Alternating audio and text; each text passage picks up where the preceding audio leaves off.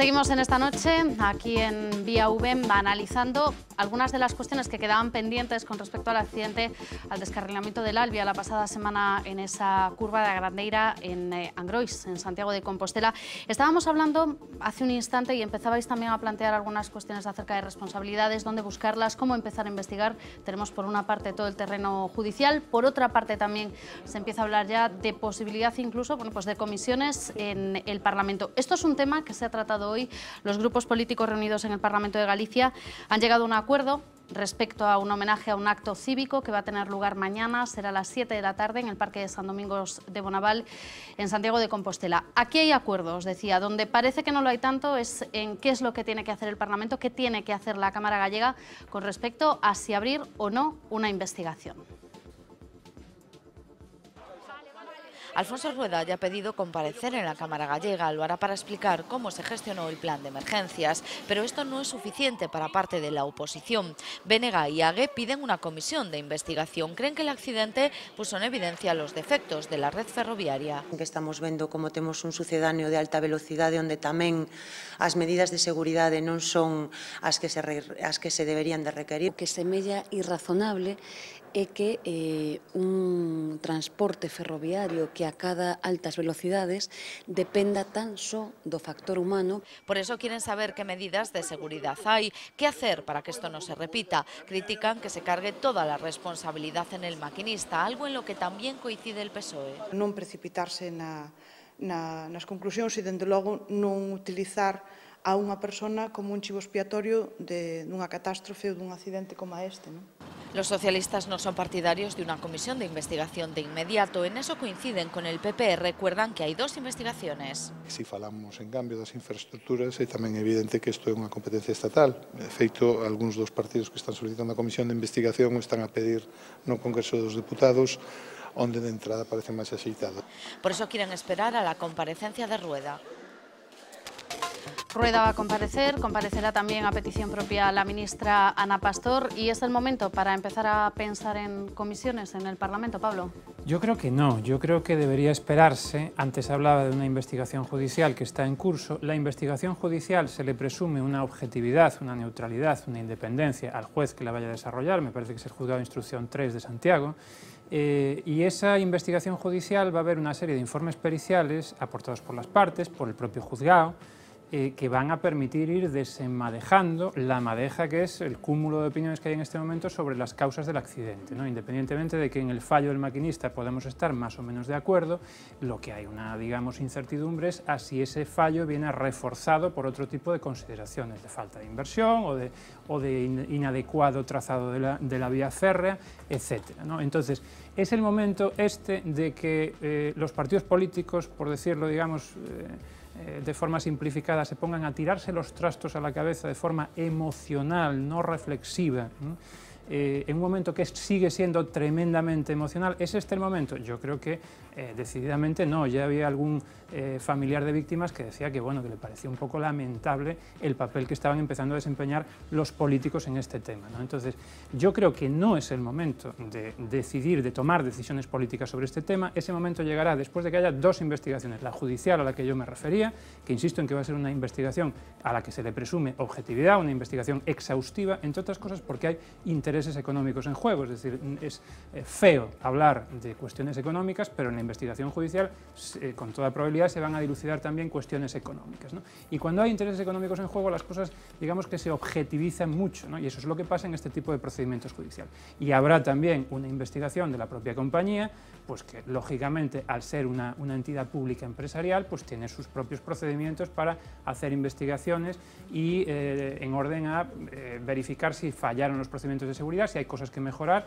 y si se han utilizado bien los mecanismos de seguridad existentes. Por tanto, ¿cuándo va a ser el momento de abrir, en su caso, una investigación parlamentaria? Pues cuando todas esas investigaciones hayan llegado a algo, ¿no? Cosa que va a tardar. Es decir, esto no es cuestión de 4 días, independientemente de que ahora nosotros podamos opinar, aunque no seamos ingenieros ni técnicos ferroviarios, cada uno puede emitir sus opiniones, pero las opiniones que realmente van a valer son las que hayan pasado, digamos, una criba de un proceso, se hayan confrontado unas con otras y hayan llegado a conclusiones que puedan ser utilizadas. Eso en este momento no se produce. José Luis escribía en un artículo hace unos días en La Voz de Galicia que no hacía falta ser linces para ver en el horizonte una trifulca insoportable y barribajera que no lleva a ninguna parte. ¿Estamos llegando ya a esto o todavía no? Parece que se moderó un poco aquel inicio, pero evidentemente las cosas tienden a ir por ahí.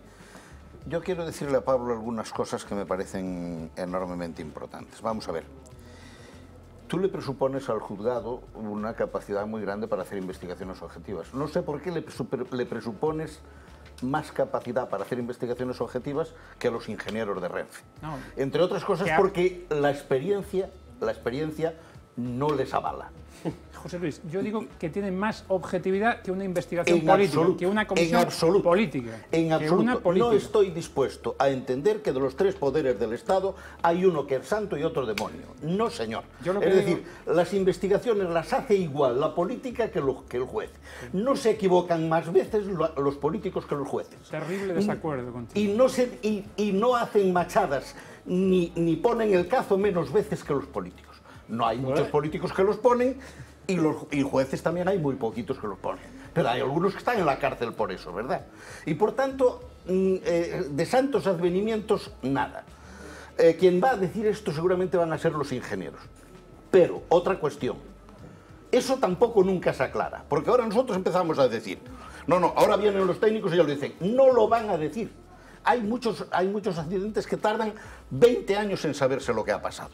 De tal manera que no es que aquí nos ponemos inmediatamente. Tú dices que te ibas a hacer laico, ¿verdad? Sí. Agnóstico. Bueno, pues yo ya me hice agnóstico de esas cosas. Porque aquí inmediatamente viene uno y dice, no, vendrán los técnicos y tal. Los técnicos vienen muchas veces y nada de nada. Y luego vendrán los jueces y eso es objetivo. Nada de nada. De tal manera que nosotros somos aquí como los demás. Ni más ni menos. No, que un técnico te va a dar la razón y otro te la va a quitar. Que ya sabemos cómo funcionan estas cosas. Con un informe y otro. Solamente los jueces tienen una ventaja sobre los demás que yo les reconozco e institucionalmente defiendo. Que ellos son los encargados de cerrar el debate. Eso es un tema distinto. Cuando el juez habla, ha terminado. Eso es lo que hay que hacer. Ahora, decir que el juez sabe más de cómo se produce el accidente, va a saber más de cómo se produce el accidente que un ingeniero de Renfe, pues no, ¿verdad? No, él va a preguntar, eso lo va a preguntar. Ahora. Y se lo van a ir diciendo poquito a poco y con todos los condicionamientos corporativos que hay.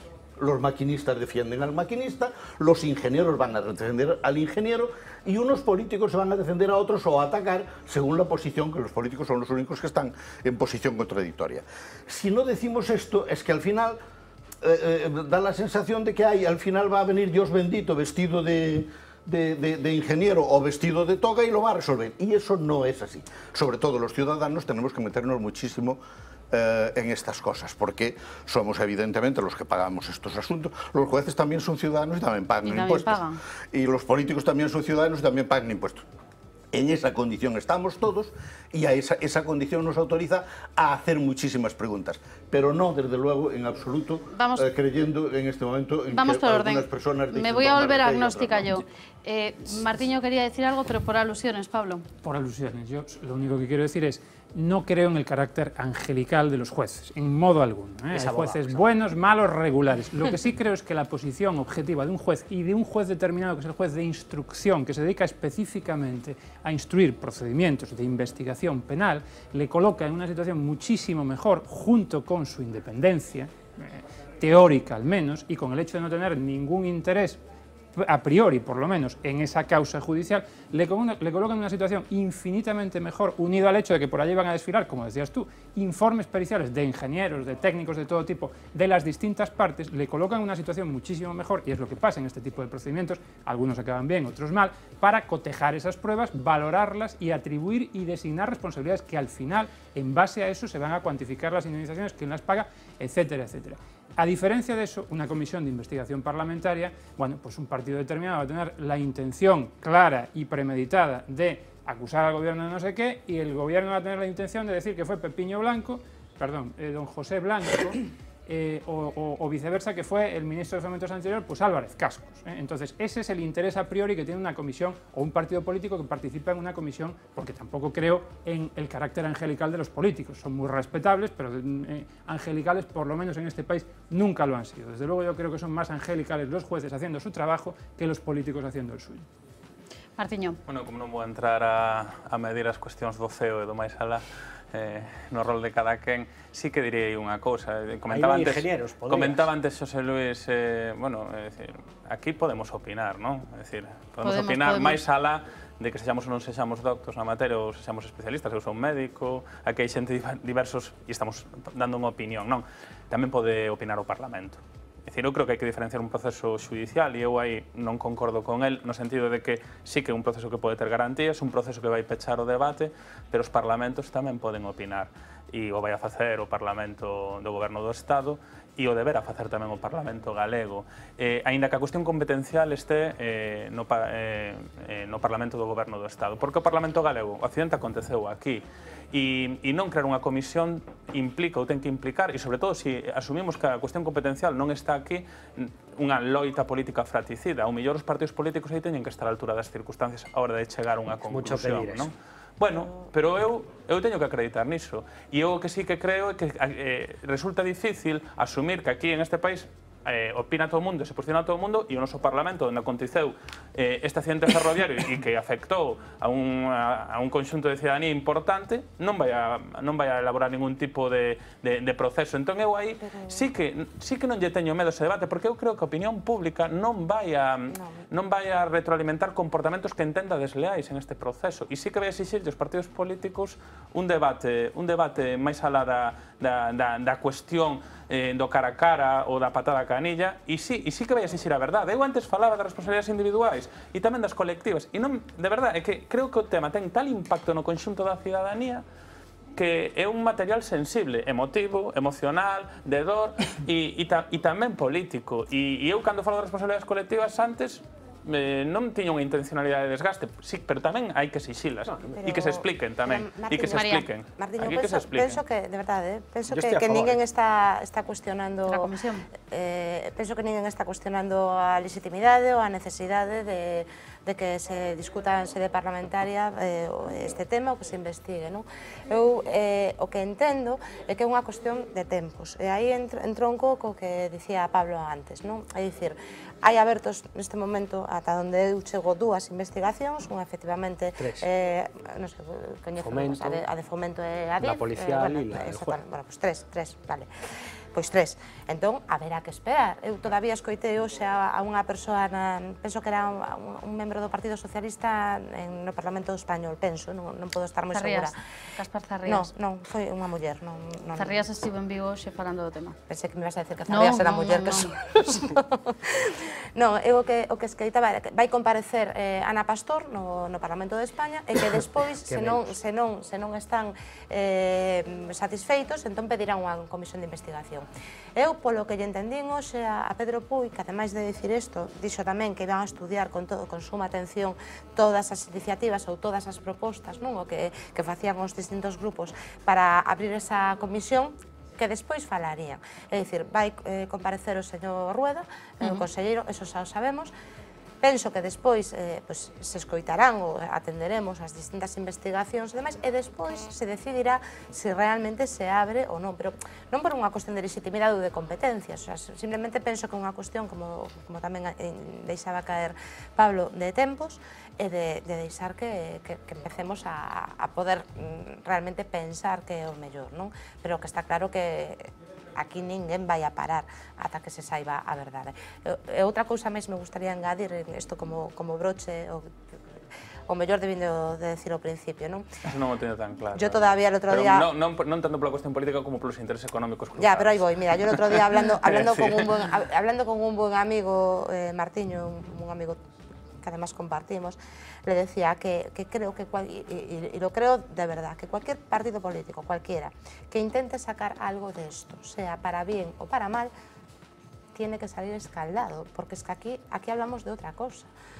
Esto no puede caer en el debate, no puede caer, como decía José Luis, creo que se han ralentizado. A ver, yo espero que a ninguno se le pase por la cabeza hacer un uso de esto en un sentido o en el otro, me da igual. porque esto es otra cosa. Bueno, yo creo que la política es el arte de sacar ventaja en cualquier centímetro cuadrado, con lo cual discrepo absolutamente. Yo estoy totalmente de acuerdo con lo que dicen Martiño y el profesor Barreiro, de que hay que abrir ya una comisión de investigación, además a ser posible ahora en el mes de agosto, porque como los chavales también están cansados de todo el año, pues ya que los jueces paran, porque en agosto el juzgado para, ¿no? Los de instrucción no. Bueno, pero a ver quién queda para trabajar, ¿no? Entonces estos son... Claro, no, pero por eso, pero quiero decir, ahora yo creo que a partir del lunes ya se va a ralentizar todo el tema, y como en el Parlamento hay tiempo para hacer estas cosas y además las comisiones dan un resultado esplendoroso y todo queda clarísimo, solo está ahí, hay que echarle un ojo a la de las cajas y ya sabemos todos lo que ha pasado, pues yo estoy de acuerdo en que se trabaja. Retranca onde retranca. Que diga que non vai ter unha retranca. No, yo estoy a favor, de verdad que estoy muy a favor. Incluso cando he dicho dos chavales estaba pensando nos xogadores do Dep porque está ahora mismo moi preocupado. Eso me tiene muy preocupado, pero ahora vamos con eso. Luego vamos con el Dep, luego vamos con el PP. Sí, pero que yo lo que quiero decir con esto es que yo coincido en lo que decía el profesor Barreiro de que todo el mundo tiene derecho a investigar y que cuantas más vías de investigación se abran y más opiniones tengamos, yo creo que es mucho mejor. Que lo que no hay que hacer es limitarla ni a lo que decida una persona, ni a la que decida otra, ni tal. Yo creo que es bueno que haya debate y que todas estas cosas se pongan en marcha. Yo no soy muy amigo de las comisiones, bien es cierto, por aquello que decía, creo que era Pertini, de que cuando quieres que algo no funcione, crea una comisión, y si quieres que funcione todavía mucho menos, haz varias subcomisiones, ¿no? Pues yo en esto creo poco. O sea, me parece que ya va siendo hora de que la ministra Ana Pastor comparezca y lo explique, ya va siendo hora, exactamente igual que me parece que sería muy apropiado que comparecieran los de Adif y Renfe, que siguen escondidos. ¿Qué van a hacer? No, el presidente de Adif pidió la comparecencia también en... No va ya sin hora, va una semana. Estás esperando, o sea, yo quería decir una cosa muy breve sobre la comisión parlamentaria. La comisión parlamentaria no es una comisión que sea siempre necesaria. Es decir, en un accidente como esto, la investigación judicial es obligada. Y la investigación técnica también es obligada. La investigación parlamentaria es una investigación política y, por tanto, solamente debe de intervenir cuando se supone que las otras investigaciones no han funcionado o cuando se supone que, además de los problemas técnicos que pueda haber implicaciones de carácter político que hayan determinado el asunto. Si no, el Parlamento no es eficaz. Y la prueba es lo que estaba diciendo Pablo. Pues es que el Parlamento no es eficaz en ningún caso. No, en algunos casos sí. No, el Parlamento es siempre repito el gesto, 1 sí, 2 no, 3 abstención. La propia ministra. Es siempre igual. 41... La propia ministra... Es el agnosticismo. Ya dijo a primera hora que venía agnóstico. Además de agnóstico es anarquista. De la ministra no es importante que comparezca pronto. Es importante que parezca bien, es decir, que el día que vaya, que puede ser pero eso no nos lo garantiza nada. Nada. No, el que le hayan dicho algo sí. La ministra tampoco es ingeniera de Renfe. Estamos descubriendo que y por tanto, ella puede llegar un día al Parlamento, el día 3 o el 6 o el 8 de agosto, y decir, lo que ha pasado es esto de acuerdo con las investigaciones del Ministerio. Y eso no lo puede decir 2 días después, porque no lo sabe. Y por tanto, a cada uno hay que darle el ritmo que tiene, porque a la ministra también nos interesa mucho lo que nos diga. Porque la ministra le va a dar... Mariano, salimos el año que viene. Le va a dar oficialización al conjunto de investigaciones técnicas que está haciendo el Ministerio. Bueno, pues eso es una parte importante, pero no la puede hacer antes de que tenga los datos encima de la mesa, si no estaría como nosotros, haciendo una tertulia, claro. Claro, pero estáis hablando todos, y lo decíais prácticamente todos, de que esto es una cuestión muy sensible, que nos ha tocado a todos mucho como colectivo, además, no es solo simplemente de que alguien conozca a alguien, sino que es algo que nos afecta un poco a todos como sociedad, pero por otro lado también exigimos esa rapidez en las respuestas, lo decíamos antes, no va sin tiempo que no hayan venido los responsables de Renfe a Galicia, no va sin tiempo que Ana Pastor no pida comparecer en el Congreso. No va sin tiempo que Rueda comparezca. Son estos debates de si la culpa la tiene el maquinista o el que le llamó por teléfono. Quiero decir, esto, lo que hay hechos que son evidentes. Hay un fallo, hay unos mecanismos que no funcionan y hay que poner las vías de subsanarlo. ¿Y cuál es el problema? Que la oposición, por mucho que quiera, va a llegar allí y cuando llegue la hora de la verdad de establecer las resoluciones, es votos a favor, votos en contra. Y es siempre el mismo mecanismo. Es decir, o sea, las comisiones en sí tienen el valor de que la gente está allí trabajando y va a permitir a la ciudadanía que le preste atención, que yo sinceramente creo que es una mínima parte, una parte mucho más pequeña de lo que sería recomendable, escuchar alguna otra versión que en algún caso le puede interesar, pero es que en la práctica, para mí, sinceramente, lo que van a hacer es reproducir los mismos esquemas de todos los días. Cada uno le va a dar voz a la parte que le interese y al final seguiremos sin saber nada, porque como bien explica el profesor Barreiro, esto es un tema cuya competencia escapa a los políticos. O sea, los políticos ¿en qué se van a enzarzar? ¿Es alta velocidad o no? Yo creo que ya ha quedado claro que no. Luego cada uno defenderá los matices, el diccionario, la RAE, la RAG, no sé qué tal, pero o sea, la esencia es, ¿esto es alta velocidad, como se entiende en el resto de España? No. ¿Funciona el sistema de seguridad? No. ¿Iba el maquinista a 192? Sí. Esos son los hechos, quiero decir, luego todo lo demás a partir de ahí cada uno le puede poner los apellidos que quiera, pero los hechos son esos, y los hechos no se discuten, creo. Bueno, esto, dice Fran, no se discute, son hechos que no se discuten. Hay otras cosas que sí se han discutido estos días y que a mí me gustaría también tratar con vosotros, y tiene que ver en este caso con los sistemas de seguridad posteriores, con cómo se activaron todos los sistemas después, en cuanto tuvo lugar el accidente, para tratar de socorrer en el primer momento a los heridos. Un dispositivo de seguridad que en ocasiones se ha cuestionado, pero que nosotros hemos querido buscar también cómo se puso en marcha, entre otras cosas porque el Ayuntamiento de Santiago cuenta con un nuevo plan de seguridad que tiene muy poquitos meses, se ha aprobado hace muy pocos meses y que funciona de esta manera. Es el Plan de Seguridad Local de Santiago. La evacuación de los heridos el día del accidente fue correcta. Así lo aseguran desde el Concello de Santiago, que defiende que en menos de 2 horas los 135 heridos habían recibido asistencia médica. Las críticas. Puede haber críticas, no digo que no. En general no tengo más que agradecimientos para todos los equipos. Equipos que, según el Concello, se organizaron de la manera más operativa posible. Aseguran que evitaron el hospital de Conxo, el más cercano al lugar del siniestro, porque carece de puerta de emergencias. Dicen que los heridos fueron dirigidos por los trayectos que consideraron más operativos. Todas las ambulancias muy ordenadas se fueron colocando, los equipos municipales también se pusieron todos a nuestra disposición y los fuimos canalizando todos en un orden que veíamos nosotros que podía ser el más efectivo. Respecto a por qué no despegaron los 2 helicópteros movilizados por el siniestro, aseguran que se trató de una cuestión de tiempo.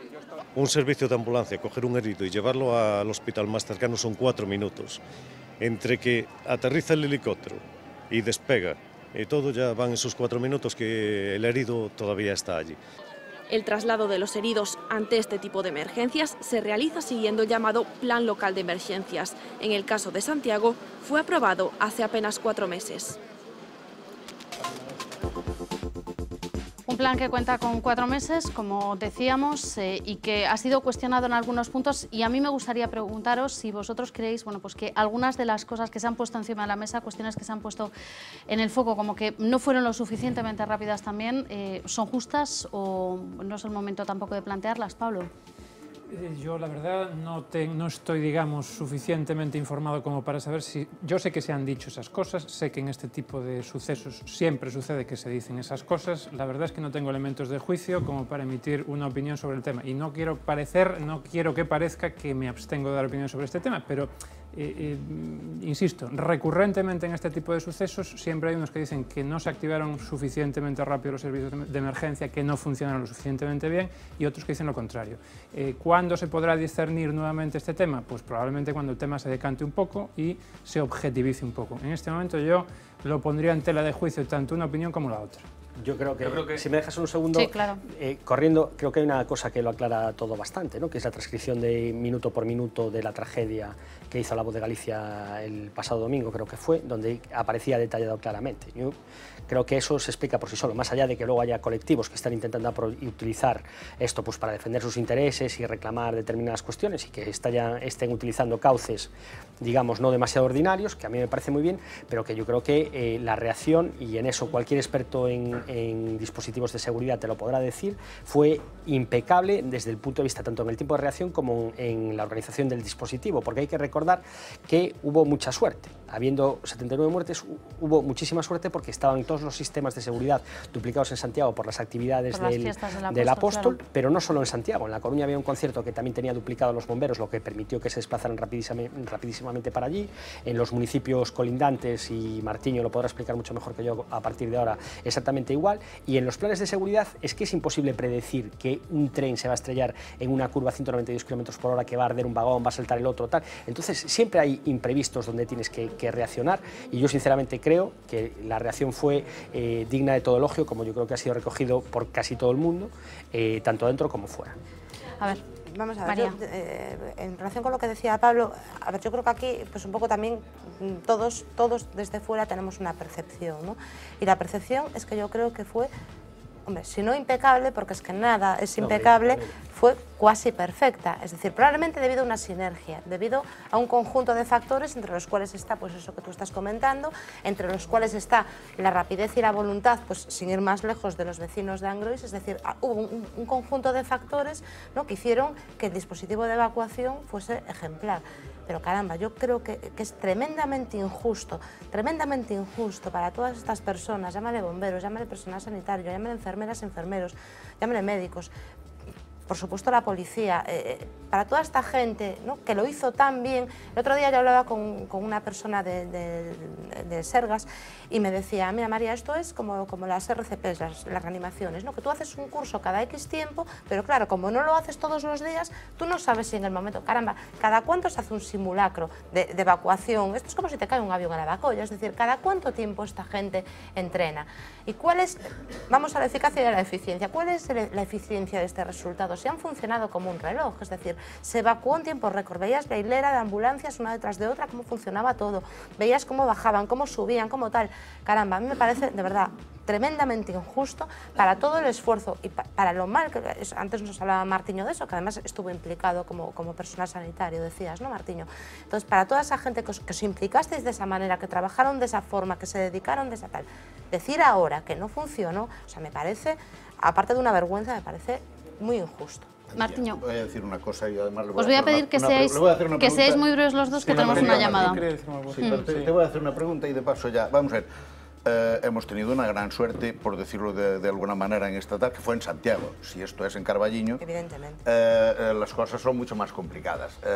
No, y aún siendo Santiago, solo faltaría que no, pero incluso, porque los hospitales, había un hospital que, por cierto, no se utilizó, a tiro de piedra, como diría el Evangelio. No se utilizó porque... No lo sé, pero te digo yo por qué, eso está muy claro. Un sitio donde el protocolo, José Luis, solo un inciso, porque eso es una polémica que también se tiene que cortar. Os voy a pedir que seáis breves, que tenemos una llamada. Si algo dice los protocolos de actuación de emergencias, es que tienen que ir a un hospital donde haya un servicio de urgencias, y el hospital de Conso no lo tiene, caramba. También hablemos con un poco de propiedad.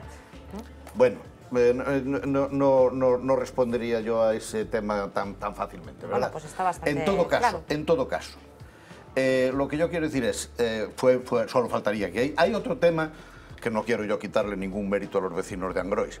No conozco ningún caso en que los vecinos de una tragedia no hayan sido ejemplares. No conozco ninguno. De tal manera que yo creo que eso va un poco, por decirlo de alguna manera, en el oficio.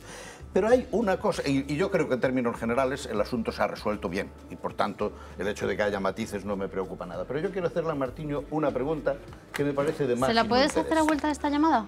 ¿La notas? Sí. Venga, es que os iba a pedir que os quedaseis también con otra idea, porque estos días he empezado a hablar también de cuál es el proceso que se debe seguir a la hora de pedir una indemnización, por ejemplo. Y estos días hemos visto en el Hospital Clínico de Santiago, por ejemplo, un papel como este, papel de una plataforma Víctima Salvia 01455, afectados por accidente de tren de Santiago de Compostela. Y nos hemos puesto en contacto con Alejandro Rancho, es presidente de una fundación, la Fundación Ábata, de ayuda al accidentado. Alejandro, ¿qué tal? Buenas noches. Hola, buenas noches. Bueno, antes de nada, a mí me gustaría que nos explique para qué sirve un papel como este, un papel como el que se podía ver en el Hospital Clínico, en centros sanitarios durante estos días, y qué clase de plataforma quieren ustedes que se ponga en marcha. Nuestra intención con referencia a esta plataforma es que se unan las víctimas. Las víctimas normalmente estamos desorientadas. Cuando surge un accidente, yo soy víctima de accidente de tráfico, y por eso hemos vinculado nuestra vida a la defensa de las víctimas. Cuando surge un accidente de este tipo, la gente anda muy perdida, no saben. Entonces, la unión entre ellos es fundamental. Entonces, el primer día acudimos a Santiago, 7 voluntarios con 3 psicólogos, de Psicólogos Sin Fronteras, para ayudar en lo que pudiéramos hacer. Y se nos ocurrió al día siguiente que deberían de unirse para unar fuerzas y que se respeten y que no se vulneren sus derechos. De hecho, nuestra iniciativa es simplemente coordinarles para que se unan entre ellos y designen dentro de una asociación un presidente, un vicepresidente, etcétera, etcétera, que constituyan una asociación entre ellos. Y una vez constituida esta asociación, esta plataforma, ¿cuál es el trabajo que se realiza a partir de ese momento? ¿Qué otras experiencias tienen ustedes de asesoramiento, de puesta en marcha de plataformas de este tipo? Sí, nosotros simplemente no tenemos ninguna experiencia en este tipo de catástrofes porque es la primera vez que acudimos a una cosa de este tipo. Pero realmente lo que deben de hacer es unirse porque aunando fuerzas realmente consiguen respetar y hacer valer sus derechos. La víctima de accidente, los que han fallecido, pues tienen derecho a que les repatrien a sus lugares de origen. Había varios extranjeros, por desgracia tenemos experiencia en repatriaciones a terceros países, donde realmente tienen derecho la familia a repatriar el cuerpo. Hemos visto que en algún caso pues ha sido algún fallecido incinerado, pero realmente lo que nosotros desde nuestra experiencia lo que hacemos es que se hagan valer sus derechos y que sepan que pueden trasladar el cuerpo y luego a la hora de los que están accidentados, los lesionados, tienen derecho a ir a su lugar de origen con una alta voluntaria si está estabilizada la lesión y una curación en el hospital o por el médico que ellos designen.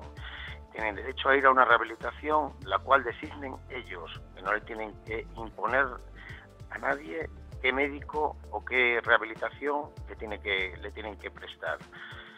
Eso es básicamente lo que intentamos que la gente sepa. Es algo que la gente normalmente no sabe. Bueno, algo que la gente normalmente no sabe y que me imagino también que de todas formas en los primeros días después de un accidente de este tipo es difícil de comunicar. Puede parecer poco delicado de alguna manera que una asociación, una fundación se ofrezca para poner en marcha una plataforma de este tipo a los familiares cuando todavía la situación es tan sensible. Pues no lo sé, pero realmente y gracias a los medios de comunicación se están uniendo y lo que es muy difícil es que de distintos puntos del país se lleguen a conocer, con lo cual con nuestra iniciativa se están uniendo. Realmente ahora mismo están llamándonos por teléfono y nos están pidiendo asesoramiento de todo tipo, en el sentido de que es una persona que hay de Alicante, que tiene a su madre en la UCI y a su hermana en otro hospital y no sabe qué hacer, lleva 2 días sin dormir, casi sin comer y no sabe muy bien cómo hacer. Nosotros le asesoramos en ese sentido, le indicamos los pasos a seguir.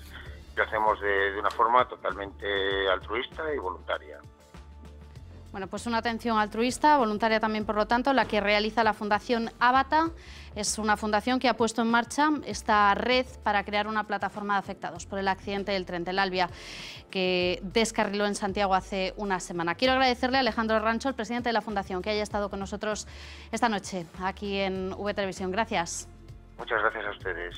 Bueno, y hablábamos de indemnizaciones quiero hablar con vosotros. Enseguida os dejo también que contestéis y os hagáis... Tengo anotada, José Luis, la pregunta que le quieres hacer a Martiño. Pero antes de nada, sí me gustaría hablar con vosotros de indemnizaciones, porque puede parecer también demasiado pronto, pero sí es verdad que hay personas ya que están pensando ¿qué tengo que hacer? ¿Qué es lo que hay que hacer en el caso de querer solicitar una indemnización? ¿Cuáles son los pasos a seguir y cuáles son las posibilidades que cubren realmente los seguros con los que cuenta Renfe en un caso como este? Los daños causados por la tragedia del Albia son irreparables e incalculables. Lo único calculable son las indemnizaciones que recibirán los afectados. 2 seguros cubren a las víctimas. El primero, el seguro obligatorio de viajeros, que incluye todo billete de tren. Renfe tiene suscrita esta póliza con la compañía Allianz. La aseguradora ha informado de que la indemnización por cada una de las 79 víctimas mortales será de 60.000 euros. En el caso de los heridos, esas compensaciones irán desde los 1.500 euros hasta los 70.000, según la gravedad. Los afectados tienen hasta 5 años para hacer su reclamación a la compañía. Pero además existe un seguro de responsabilidad civil que Renfe tiene suscrito con una empresa australiana. Esta cobertura se activaría si la operadora ferroviaria llega a ser considerada responsable del accidente. Las compensaciones serían más altas que las del seguro de viaje. El proceso ya ha abierto la picaresca. El fin de semana fue detenido un hombre que fingió ser marido de una víctima inexistente para cobrar la indemnización. Pero además, abogados especializados en este tema ya han comenzado a captar clientes entre las familias y los heridos. En el Hospital de Santiago se han encontrado folletos de una supuesta asociación de afectados. En el móvil que se incluye responde un abogado que ofrece los servicios de defensa de un despacho jurídico. El modo de actuar choca con el código deontológico de la profesión, que critica la búsqueda de clientes en caso de tragedias. Sin embargo, se trata de asuntos que reportan un alto beneficio a quien consiga llevar la defensa legal. Pues esto es lo que hay que hacer en el caso de solicitar una indemnización. Esto es lo que nos cubre aproximadamente los seguros de los que se está hablando, esa aseguradora Allianz, que sería la principal de Renfe. Pero para saber qué hacemos o qué tenemos que hacer, cuenta. Que la póliza de seguros parece ser que les ha costado 2 millones, o sea que a la compañía le va a salir un viaje. La póliza de seguros que ha pagado Renfe costaba 2 millones de euros anuales, que se calcula con las indemnizaciones que pueden salir de estos casos, pues que pueden salir por unos 200, o sea que también va a ser gracioso el... Y hoy hemos sabido también aquí, estaban en el plató anoche una familia, ya se le conoce un poco como la familia Milagro, esta familia de Ferrol que se salvaron los 4 y el dinosaurio del niño también. Bueno, pues no van a recibir ningún tipo de indemnización porque no entran dentro de los baremos de ningún tipo de daño que hayan podido sufrir. Nos lo dijo ella. Sí, pero bueno, por ahí nosotros en la edición de La Coruña de La Voz entrevistábamos a una persona que está especializada en este tipo de siniestros, que participó en el consorcio de seguros del 11M y de la Ría de Illescas, que se llama Fernando Espósito, donde dice que hay tropecientas mil coberturas más allá del seguro obligatorio de viajeros, que es lo que cubre y que sí que efectivamente a esta gente no le tocaría ningún tipo de indemnización, porque afortunadamente no han tenido secuelas, pero que sí que hay muchos otros seguros que todo el mundo tiene contratados, que seguro que le pueden... A eso vamos. Me vas a dejar que salude a José Paz, que es el decano del Colegio de Procuradores. Señor Paz, ¿qué tal? Muy buenas noches. Buenas noches. ¿Qué hay que hacer para solicitar y personarse para pedir una reclamación? Porque hay que recordar antes de nada que el Colegio de Procuradores, bueno, pues ha puesto en marcha, digamos, un espacio gratuito de asesoramiento para todas las personas que se quieran acercar y conocer más detalles de qué es lo que tienen que hacer. Efectivamente, desde el Colegio de Procuradores de Santiago, en unión con el Consejo General de Procuradores de España, hemos establecido una oficina de atención a las víctimas del desgraciado accidente. Quiero dejar claro desde el primer momento que esta oficina es totalmente gratuita. Vamos a ofrecer un servicio totalmente gratuito y lejos de todo tipo de interés económico para nuestra profesión, para aquellas personas que hayan sido víctimas de este desgraciado accidente. Lógicamente, es muy pronto para pensar en cuestiones legales, pero es algo que está ahí, que por desgracia tienen que asumir y tienen que pensar que van a tener necesidad de acudir al juzgado. Se está tramitando un proceso judicial en la ciudad de Santiago, un proceso judicial en que la mayor parte de los implicados no son vecinos de Santiago y que por lo tanto van a necesitar una representación procesal dentro de ese procedimiento. Y ello es lo que ofrecemos desde el Colegio de Procuradores, gratuitamente la representación hasta la apertura del posible juicio oral, si es que en algún momento se llega a aperturar, para todas aquellas personas que hayan sido perjudicadas en este accidente. Eso es lo que ofrece, por lo tanto, el colegio, pero estábamos hablando ahora de las dudas que existen acerca de las distintas coberturas legales que pueda tener una persona, más allá del seguro contratado con Allianz, con el que cuenta la propia Renfe. ¿Hay más líneas? Es decir, ¿debería informarse cada afectado acerca de qué otras coberturas puede tener? Exactamente, vamos a ver. Por un lado está el seguro que me comentaba que tiene contratado Renfe para los usuarios del tren. Y por otro lado están los seguros de responsabilidad civil que parten pues de Renfe y de Adif. Según se determine en el proceso la culpabilidad o la posible responsabilidad civil de una u otra empresa, estos van a tener que hacer frente a esas indemnizaciones, que no tienen nada que ver con los 60.000 euros ni con los 17.000 que puedan establecerse por unas lesiones, sino que el juez, en cada caso determinado, dictaminará qué cantidad que corresponde a cada perjudicado. Y ello en función de sus características propias. Para entenderlo, es distinto una persona que tenga a su cargo unos padres o un hijo y una esposa o un marido que aquella persona que vive solo, simplemente en cuanto a cuantificar esa posible indemnización. De todas maneras, creo que también es importante advertir a los herederos de esas posibles víctimas, que en España desde hace no muchos años, porque hay que decirlo que realmente no hace muchos años que se instauró un sistema único a través del cual toda persona puede saber qué pólizas de seguro le cubren. Un registro único que con el DNI de cada persona le sale absolutamente todas aquellas compañías de seguros que pueden tener alguna cobertura. Una cuestión también que quiero preguntarle, señor Paz, tiene que ver en este caso con la duración de este tipo de procesos. Lo decía usted, parece que es pronto quizás para empezar a plantearse una cuestión como la reclamación de una indemnización, pero ¿este tipo de procesos se dilatan habitualmente mucho en el tiempo?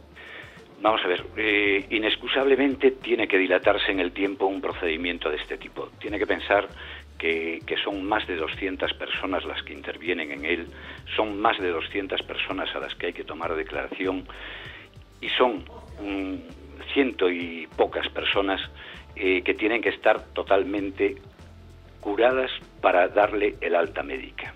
Hasta que ese alta médica no se produzca, el juicio no se va a poder celebrar, independientemente de que, por supuesto, está toda la parte de la instrucción del procedimiento para conseguir averiguar, para que el juez pueda averiguar y pueda tener una conciencia clara de cómo fue el accidente y determinar las posibles culpabilidades y responsabilidades. Pues con esa idea vamos a finalizar. Le agradecemos a José Paz, es el decano del Colegio de Procuradores, que haya estado con nosotros esta noche. Señor Paz, muchas gracias. Nada, a ustedes, buenas noches. Y ahora sí, antes de que hagamos una pausa, le dejo a Xosé Luis Barreiro que le haga la pregunta a Martiño Noriega. A ver, la pregunta tiene que ver con el tema de la intervención de los vecinos en el accidente.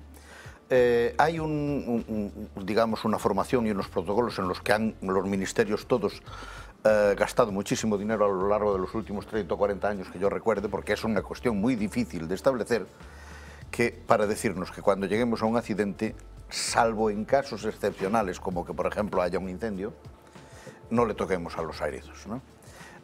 Nos dicen que una mala manipulación de un herido puede ser muchísimo más grave que el propio accidente mismo. Sin embargo, aquí se está dando una versión muy complicada, que es la de que los vecinos entraron y sacaron a los heridos y salvaron muchas vidas, ¿no? Yo creo que eso transmite un mensaje muy confuso a la sociedad. De tal manera que a nosotros nos están diciendo todos los días, si usted llega a un accidente, lo primero que tiene que hacer es señalizarlo. Lo segundo que tiene que hacer es llamar.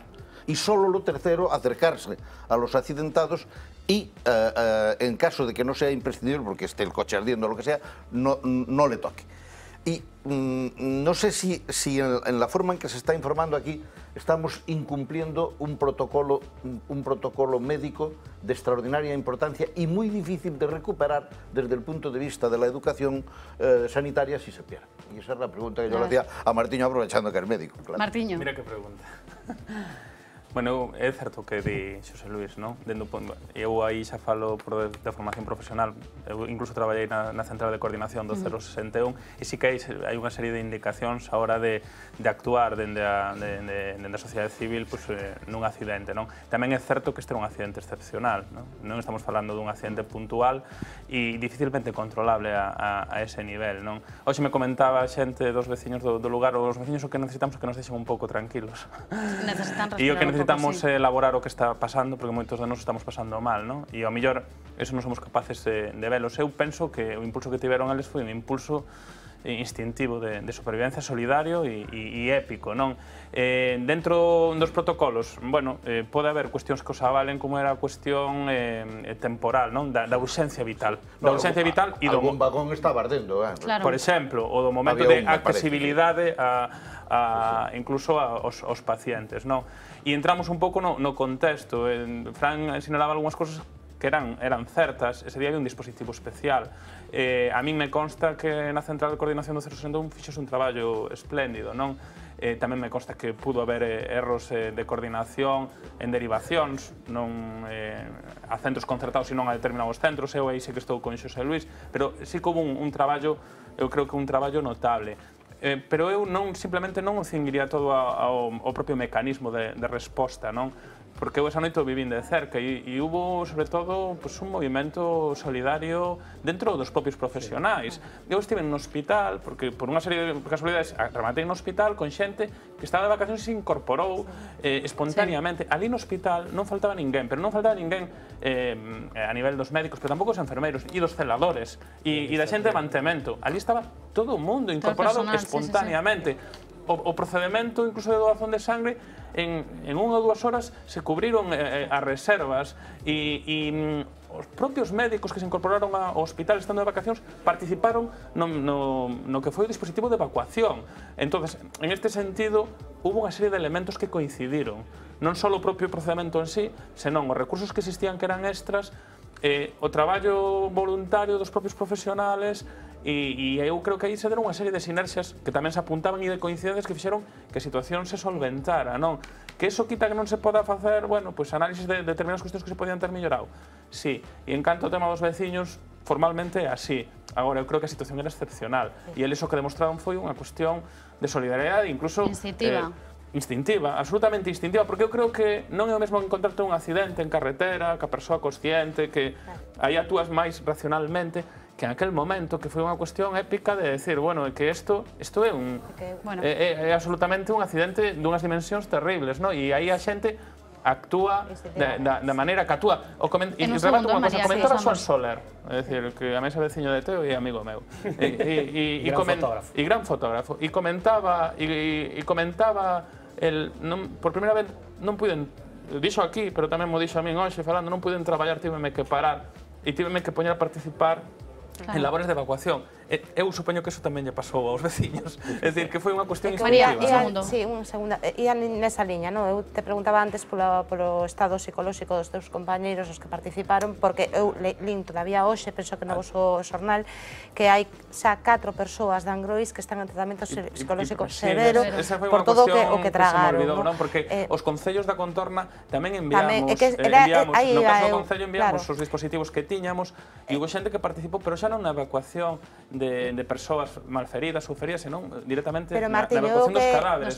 O que quería resaltar en relación co tema dos veciños, eu penso que eso, que é moi distinto, era o mismo exemplo que iba a poñer eu, que ti vas pola autovía, efectivamente, e a persoa falas con ela, entón aí sabes que non a podes tocar e que non podes estar alá. Nun caso como este, e a mí o que me pasma, o que me abruma, porque xa non é o que mandastes os concellos, é a xente que voluntariamente, libremente, en período de ocio, vacacional, etc., acudiu a donde pensaba que podía ser. Para min isto foi un exemplo de solidariedade, de valentía, de antepoñer a vida dos demais, dos veciños e do persoal sanitario e de emergencias, que penso que é moi de lugar. Hai uns artigos no Museo do Pobo Galego de Antropoloxía Médica de Emilio González e Marcial Gondar que falan das redes de solidariedade no rural. E falaba de como funcionaban nas aldeas e no rural diante de casos de emerxencia ou de necesidade. Teñen que resolver todo. E é un valor a reivindicar, porque eu creo que aquel día en Compostela esas redes de solidariedade cidadá reivindicáronse ali. Mira as donacións, eu pensei moito naqueles artigos. O único que sindo de todo isto, aparte do obvio, pero do tema do que estamos a falar, é que realmente teña que pasar algo tan catastrófico, tan horroroso, para que realmente se demostre que somos voces generosos.